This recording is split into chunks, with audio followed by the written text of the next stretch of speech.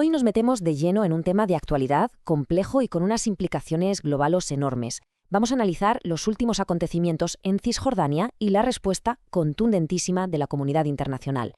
Con los datos en la mano, intentaremos construir una imagen clara de lo que está pasando. ¡Vamos allá! 85. Quédense con este número. Es la cifra que ha vuelto a poner todos los focos sobre la región. Un número que, así de primeras, no dice gran cosa. Pero, ¿qué hay detrás de él? Pues bien, representa el número de países que, ojo, junto a la Unión Europea y la Liga Árabe, firmaron una condena que muchos consideran histórica. Una declaración conjunta que califica las últimas acciones de Israel en Cisjordania de presencia ilegal y pide que se reviertan. Para entender bien todo este lío, vamos a seguir este guión. Primero, veremos quién firma exactamente esa condena. Luego, qué acciones concretas la han provocado. Después daremos un paso atrás para repasar la historia. Miraremos qué dice la ley, mediremos el impacto sobre el terreno y, al final, exploraremos qué puede pasar a partir de ahora. Empezamos por la condena, que es lo que ha puesto todo esto en el mapa. Y es que, un consenso geopolítico tan amplio es algo que de verdad no se ve todos los días. La pregunta es evidente. ¿Por qué ahora y con esta fuerza? Es que la diversidad de la lista es, increíble.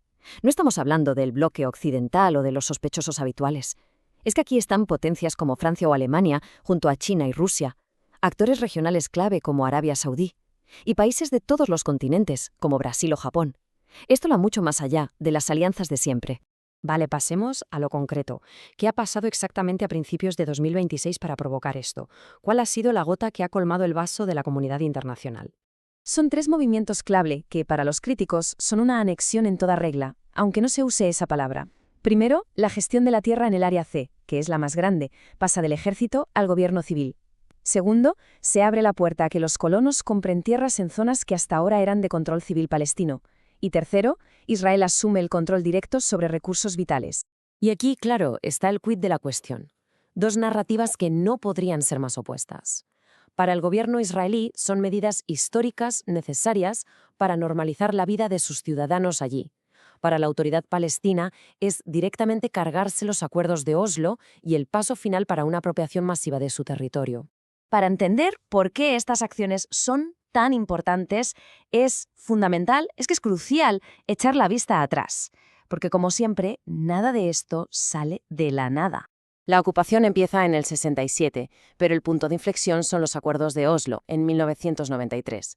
Aquello era una hoja de ruta de 5 años, un plan interino, temporal, pero el plazo acabó en 1998 sin acuerdo final, y aquí estamos, más de 30 años después, con esa división temporal convertida en una realidad que parece de todo menos temporal. Y esta tabla lo deja clarísimo. El Área C, que es el 60% de Cisjordania, está bajo control total israelí. Pero no es un 60% cualquiera, no. Es donde están la mayoría de asentamientos, el agua, las tierras más fértiles, básicamente los recursos clave, fragmentando por completo el resto del territorio. Vale, ya hemos visto la política, la historia, pero legalmente, ¿cómo se sostiene esto? ¿Qué dice el derecho internacional? Pues el pilar de todo es el artículo 49 de la Cuarta Convención de Ginebra. Y no puede ser más claro. Una potencia ocupante no puede trasladar a su propia población al territorio que ocupa. Punto.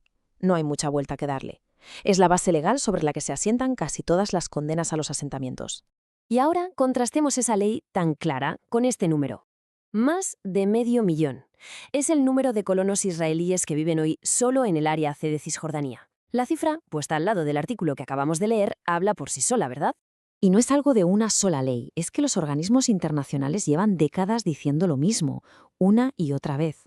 Desde la famosa Resolución 242, justo después de la guerra, hasta la 2334 de 2016, y una opinión muy reciente de la Corte Internacional de Justicia, que en 2024 dijo que la ocupación, por ser tan prolongada, es en sí misma ilegal. El mensaje es consistente. Bueno, hemos hablado de leyes, de historia, de política, pero al final, ¿cómo afecta todo esto a la gente de a pie? ¿Y qué implicaciones tiene para el resto del mundo? Volvemos al mapa, porque es clave para entenderlo. Este 60% bajo control israelí no es solo una cifra. En la práctica, parte el territorio palestino en pedacitos, en islas inconexas, haciendo que la idea de crear un Estado palestino viable y contiguo sea, muy, muy complicada.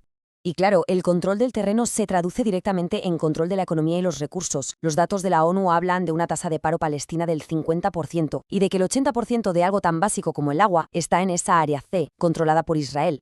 Es una situación tan anómala que ha llevado a organizaciones de derechos humanos como Amnistía Internacional a usar un término muy fuerte. En sus informes hablan de un sistema de apartheid, argumentando que en la práctica hay dos sistemas de leyes y derechos diferentes para dos grupos de personas que viven en el mismo territorio.